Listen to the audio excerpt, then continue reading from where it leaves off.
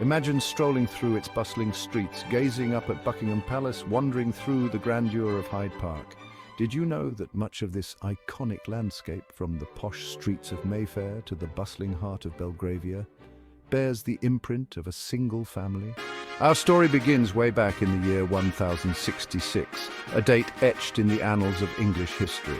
William the Conqueror, fresh from his victory at the Battle of Hastings, set about dividing up the spoils of war amongst his loyal followers. One such fortunate individual was Hugh Lupus, a powerful Norman nobleman, and importantly for our story, William the Conqueror's nephew.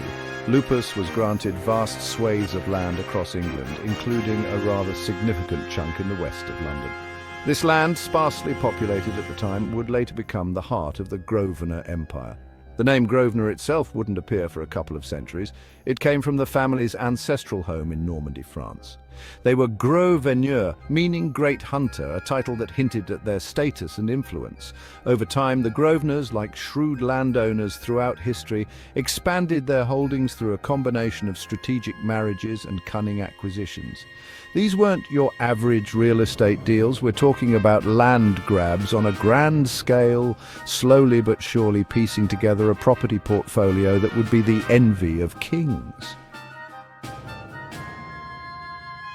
The Grosvenors, you see, were masters of playing the long game. They understood that power wasn't just about brute force. It was about alliances, about influence, and about ensuring that each generation built upon the successes of the last. Marriage, in this game of power, was the ultimate power move. And the Grosvenors, with their growing land holdings and increasingly prominent name, were highly sought-after partners. They forged alliances with some of the most influential families in the land, each union adding another piece to the ever-growing Grosvenor jigsaw puzzle of power and influence.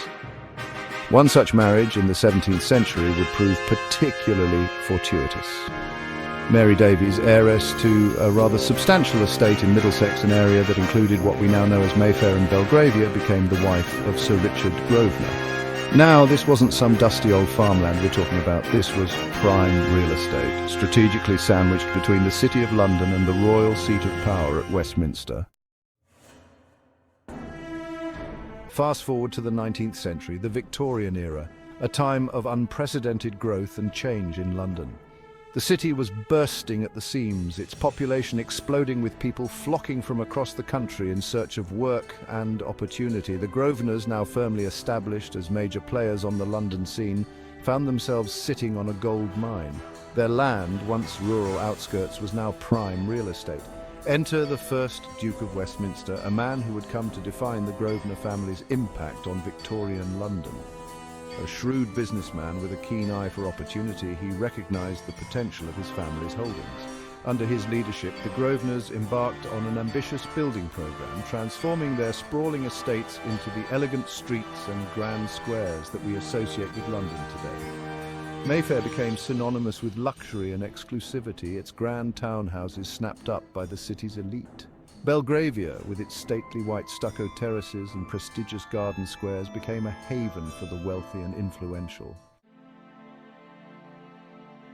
As we move into the 20th and 21st centuries, the Grosvenor family continued to adapt and thrive.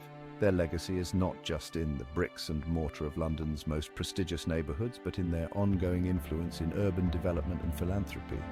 The Grosvenor estate today encompasses properties around the world, The Grosvenor family's impact on London is undeniable. From the bustling streets of Mayfair to the serene squares of Belgravia, their vision has shaped the city's character, but their influence extends beyond London, touching cities across the globe.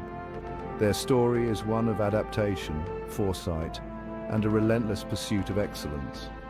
As we look to the future, the Grosvenor legacy continues to evolve, leaving an indelible mark on the urban landscape. From William the Conqueror's trusted knight to modern real estate magnates, the Grosvenor family's story is one of strategic power, privilege, and longevity. As London evolves, one thing remains clear: the Grosvenor's influence is as enduring as the city itself. Let us know in the comments. What do you think of the Grosvenor legacy? Is there another powerful family you'd like us to cover? Thank you for watching, and until next time, cheers from Old Money Elite.